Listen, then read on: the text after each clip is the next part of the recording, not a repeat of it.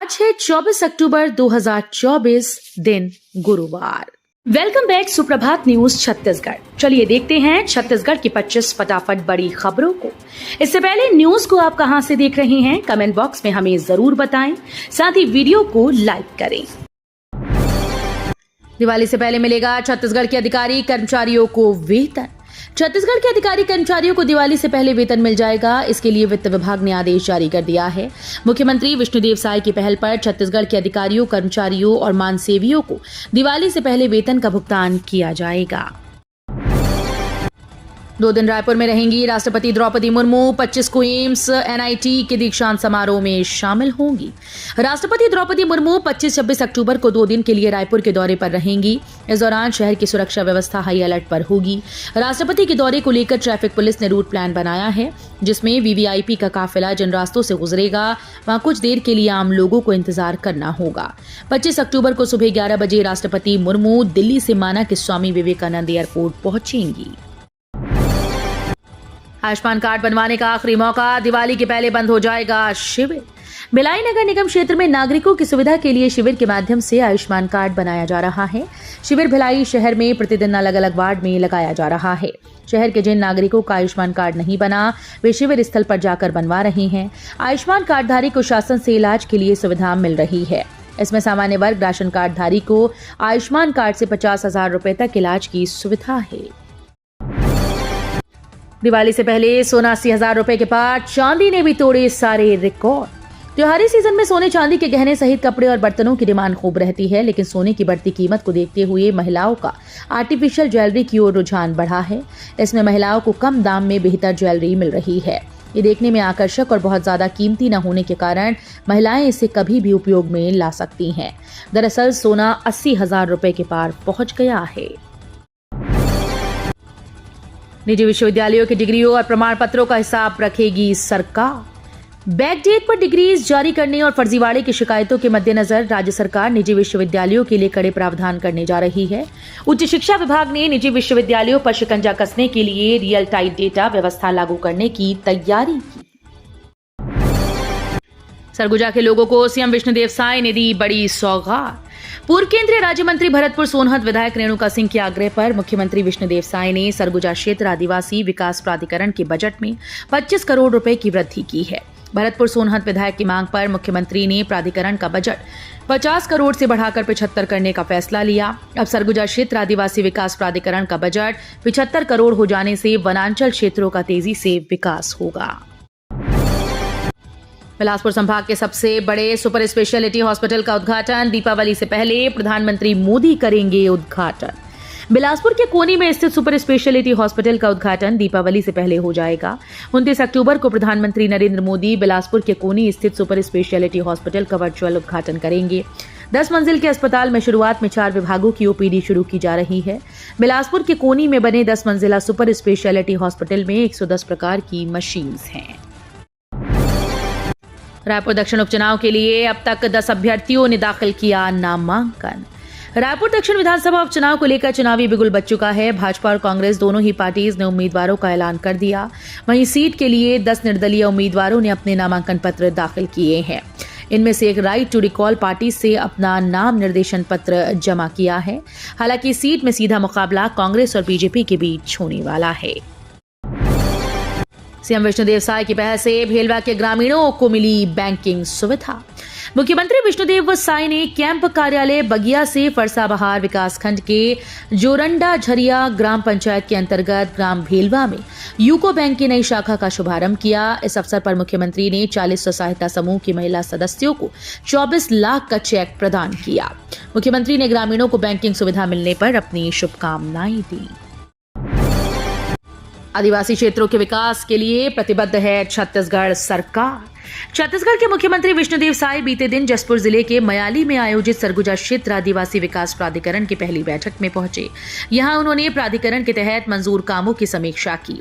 इस दौरान सीएम विष्णुदेव साय ने अधिकारियों को निर्देशित किए गए शुरू न होने वाले कामों निरस्त कर प्रगतिरत कार्यों को जल्द ही पूरा करने के निर्देश दिए। रायपुर दक्षिण उपचुनाव, कांग्रेस पार्टी तय करेगी चुनावी रणनीति।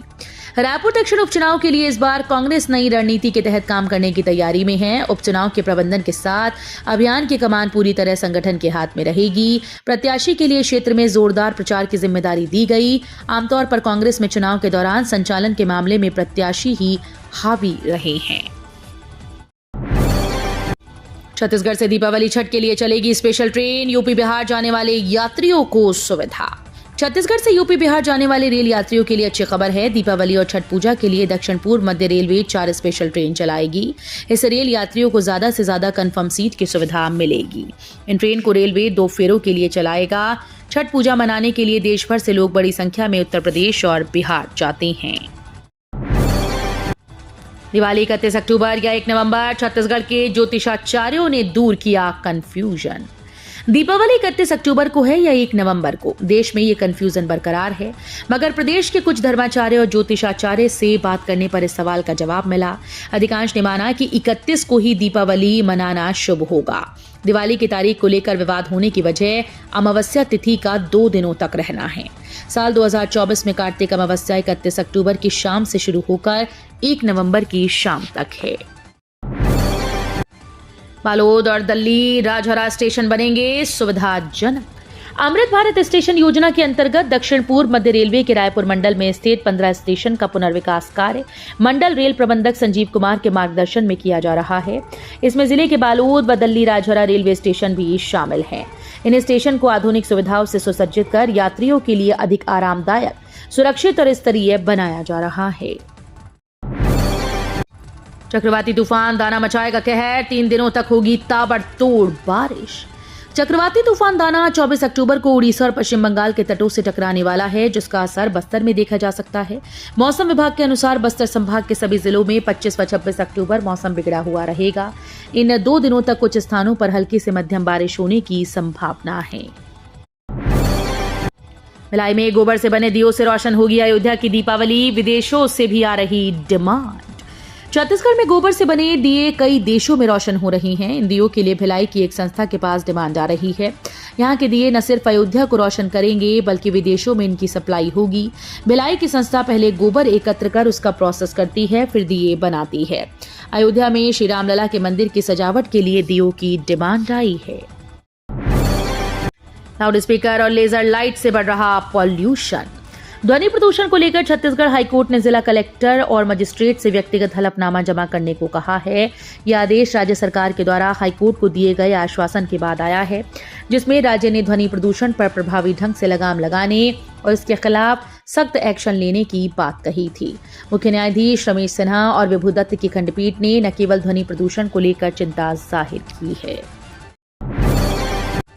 चक्रवाती तूफान दाना का असर, छत्तीसगढ़ में 14 ट्रेन रद्द। उड़ीसा और पश्चिम बंगाल के तट से दाना तूफान टकराने वाला है। इस तूफान पर आज 24 अक्टूबर को उड़ीसा पश्चिम बंगाल पर टकराने की संभावना है। इसी के चलते इन तटों के क्षेत्र में अलर्ट जारी किया गया। वहीं कई ट्रेन रद्द कर दी गईं। इसका असर छत्तीसगढ़ में भी हुआ है, जहां रेलवे के द्वारा छत्तीसगढ़ से गुजरने वाली 14 ट्रेन को रद्द कर दिया गया है। रायपुर सेंट्रल जेल में गूंजेंगी ध्वनि तरंगों की ताल, शुरू होगा उमंग तरंग रेडियो स्टेशन। राजधानी में पुणे की यरवदा जेल की तर्ज पर रायपुर सेंट्रल जेल में जल्द ही ध्वनि तरंगों की ताल पर उमंग तरंग रेडियो स्टेशन शुरू किया जाएगा। ये रेडियो स्टेशन सिर्फ जेल परिसर में ही सुनाई देगा। इस रेडियो स्टेशन से हिंदी, छत्तीसगढ़ी गीतों के साथ साथ शिक्षाप्रद कहानियां और समाचारों का प्रसारण किया जाएगा। छत्तीसगढ़ हर घर जल का सफल मॉडल बना, महासमुंद का हरदा गांव। छत्तीसगढ़ की साई सरकार लगातार विकास के कार्यों में जुटी है। इसी के तहत हर गांव में अच्छा विकास हो, इसके लिए राज्य सरकार अलग अलग योजना के तहत गांव की समस्या को दूर कर रही है। इसी में महासमुंद जिले के दूरस्थ वनांचल क्षेत्र में स्थित हरदा गांव में पीने के पानी की समस्या लंबे समय से ग्रामीणों के लिए चुनौती बनी हुई थी, लेकिन जल जीवन मिशन के तहत किए गए विशेष प्रयासों से हरदा गांव को हर घर जल गांव के रूप में घोषित कर दिया गया है। इस वर्ष भी रायपुर के महादेव घाट में धूमधाम से मनाया जाएगा छठ महापर्व। छठ महापर्व पूरे देश में बड़े ही धूमधाम से मनाया जाता है। उत्तर भारतीयों के लिए छठ पूजा का महत्व दूसरे सभी पर्वों से ज्यादा रहता है। वहीं छत्तीसगढ़ में भी इस पर्व की भव्यता अलग ही देखने को मिलती है। इस वर्ष सूर्य उपासना का महापर्व छठ पूजा 5 नवंबर से मनाया जाएगा। 4 दिवसीय छठ पूजा की शुरुआत 5 नवंबर को नहाय खाए के साथ होगी। बिजली उपभोक्ताओं की टेंशन खत्म, सरकार दे रही 78,000 रुपए तक की सब्सिडी। प्रधानमंत्री सूर्यघर मुफ्त बिजली योजना पर मंगलवार को नगर पालिका निगम के सभा कक्ष में कार्यशाला का आयोजन किया गया।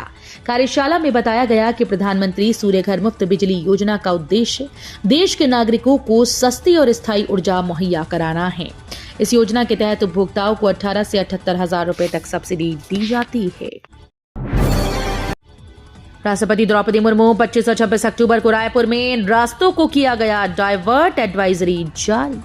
राष्ट्रपति द्रौपदी मुर्मू का रायपुर में 2 दिवसीय प्रवास 25 और 26 अक्टूबर को प्रस्तावित है। इस दौरान राष्ट्रपति विभिन्न कार्यक्रमों में भाग लेंगी, जिसमें एस हॉस्पिटल, पुरखौती मुक्तांगन, श्री जगन्नाथ मंदिर और आयुष विश्वविद्यालय के दौरे शामिल हैं। प्रस्तावित दौरे को लेकर ट्रैफिक विभाग ने एडवाइजरी जारी कर दी है। रायपुर दक्षिण सीट के उपचुनाव पर सीएम ने किया जीत का दावा। जशपुर में रायपुर दक्षिण सीट पर होने जा रहे उपचुनाव में कांग्रेस ने आकाश शर्मा को उतार दिया है।